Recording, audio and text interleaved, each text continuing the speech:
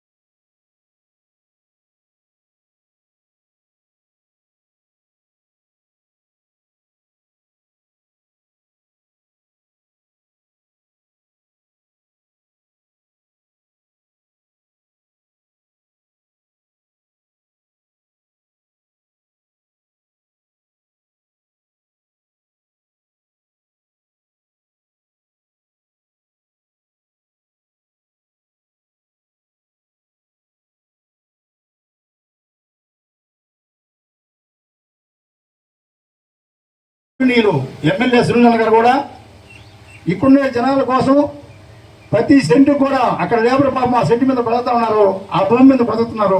వాళ్ళ గవర్నమెంట్ భూమిని ఉచితంగా ఇవ్వడము మాకు వచ్చే సమ్మతి కాదు.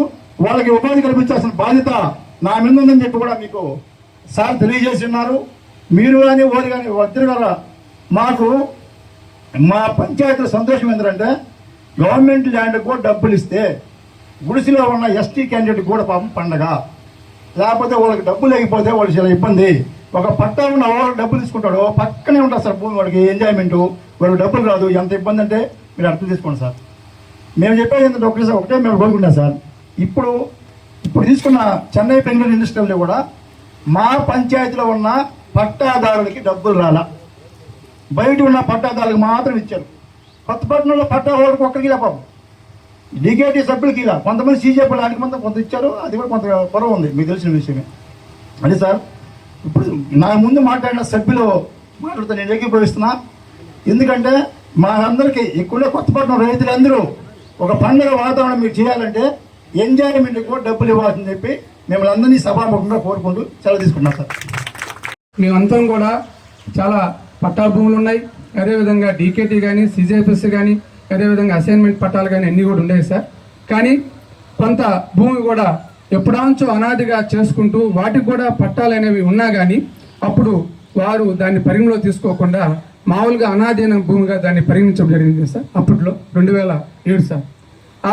ఆ తదుపరి సిబిఐఎస్ అని చెప్పి 2015లో మళ్ళీ రావటం జరిగింది సార్. అప్పుడు మన కలెక్టర్ గారు జానకి మేడం గారు కూడా ఆ యొక్క టైంలో ఉన్నింది. ఆ మేడం గారు ఉన్న టైంలో మొత్తం కూడా ముందు కృష్ణపట్నం పోర్టుకి ఇచ్చినప్పుడు ఎవరైతే ప్రభుత్వ భూమిలో సాగు చేసుకున్న వాళ్ళకి సుమారుగా 2004లో 1,30,000, అదేవిధంగా డీకేటీ వాళ్ళకి 1,90,000 వరకు ఇచ్చారు.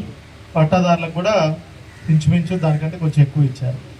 అదేవిధంగా తర్వాత ఎప్పుడైతే దీనికి తీసుకుందాం అనుకున్నామో 2008 సంవత్సరంలో అప్పటి ప్రభుత్వం ఏపీఐసికి అన్ని ప్రభుత్వ భూములన్నీ కూడా ఏదైతే ఇక్కడ గుర్తించారో సుమారుగా ఈ ఊర్లో అయితే దగ్గర దగ్గర 962 ఎకరాలు పూర్తిగా ఉంటే దాంట్లో ప్రభుత్వ భూమి 445 ఎకరాలు, 450 ఎకరాలు అనుకోండి. అదే మన తమ్మినపట్నంలో అయితే సుమారుగా 900 పైచిలికి ఎకరాలు, ఇక్కడ 450 ఎకరాలు